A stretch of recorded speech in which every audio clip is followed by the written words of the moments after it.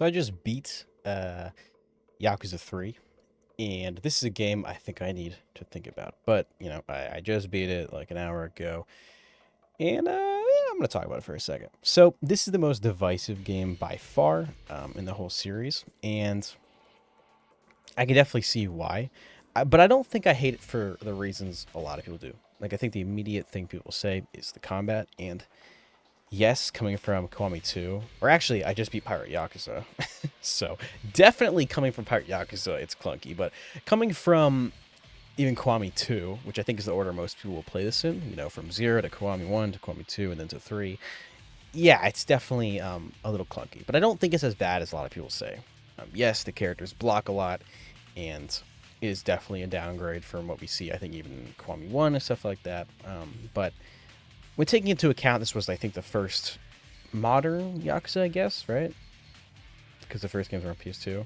I know there was like this samurai game. I don't really know anything about that, but when looking at it from the time period of when it came in, I think it's fine. And even playing it now, it still feels snappy and responsive. And usually what I had to do is whenever a character would block, I would just punch them, and then they would immediately try and punch me, and I would just back up and then punish them for it. And that pretty much worked for almost any enemy, doing that on top of just getting behind them, grabbing them or something like that. Like, it definitely wasn't as fun, but I actually thought that something like Kiwami's 1 combat was way more frustrating, with like the guns and the double teaming and stuff like that. I actually really didn't like a lot of the combat in Kiwami 1. I don't know if that's a hot take or not, but I don't know. I think it's a weird situation where there's a lot of series like this where there isn't really like a bad game. They're all just relatively good, if not great. So the one that falls slightly short usually gets shit on to a very exaggerated degree, because I don't think a lot of the fans understand what like an actually bad game looks like. And I think Yakuza 3 is that. Like, it's not a bad game by any means. I think at its core, it is still a Yakuza game, and that core is fun. You're just doing sub-stories, you're doing mini games, you're doing karaoke, and brawling and all that type of stuff. And that is still good here. Is it on par with something like Kiwami 1 or 2? No, of course not. This game is a remaster, not a full-on remake. That being said, a Kiwami 3 would be amazing, and I think it is maybe even needed. So, I'm definitely an advocate for that. I think I liked this game. I was having like a really good time up until chapter 10, where I don't know what happened, but I just wasn't feeling it anymore. I liked Mine. I really liked Rikia. Is that how you say his name?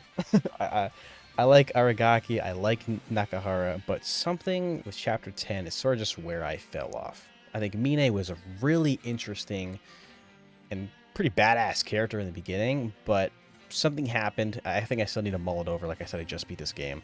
Something happened, I think, later in the story to where like the ending just wasn't as climactic as maybe they wanted it to be.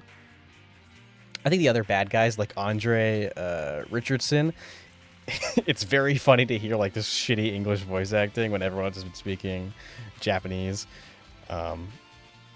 I think Joji, Kazuma's brother, it doesn't. It was definitely like, whoa, what's going on? I haven't been spoiled pretty much about anything of this series. I've been very lucky, so seeing him again was like, whoa, like what's going on here?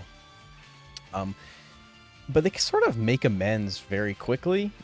Like I feel like chapters 1 through 9 go by so quickly, and then chapters 10 through 12 it sort of slows down. I feel like I don't really know. Case in point, I think Kiryu becoming Nakahara's brother just felt very weird. Like, it was very just like, okay, I'm your brother now. I know, obviously, I'm being very reductive, and then a lot of stuff did happen. And like I said, I do like Nakahara, but it was sort of just really weird. Especially, I mean, his actual brother just like died, like not even that long ago. Not actual brother, you know what I mean, like Nishiki. But yeah, I think returning characters are the focus for me. So one of the things I liked about this game doesn't even necessarily have to do with the game itself, but rather my journey up to this point. I think this game is where characters like Majima and Haruko really cemented themselves as like characters that I actually care about. I have always loved Majima, obviously since Zero, but seeing his relationship in Call Me 1, 2, and then this, like I think Majima in the first couple chapters is so interesting. Like when it pans to him sitting in the chair, you know, like when they're all talking, when like Mine and Kanda and the other guy are like all talking, and then it turns out Majima was there the whole time. Like that scene alone was like, oh, I love that. And then I don't know, I love Majima. Obviously, Majima's a fan favorite. He is for me as well. But yeah, like returning characters, I think it all really stuck for me. I think Haruko was a character that wasn't like I liked her. I didn't hate her by any means, but I think in this game she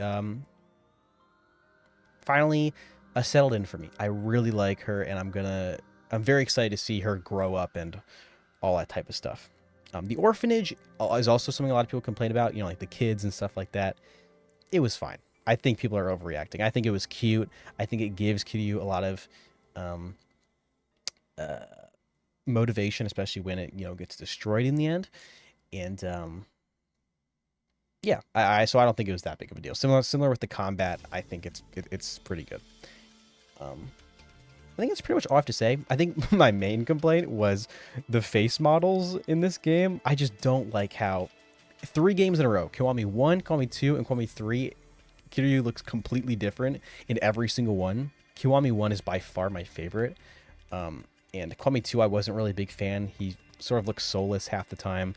And in this game, I did get used to it in this game, but still there's just something off about it.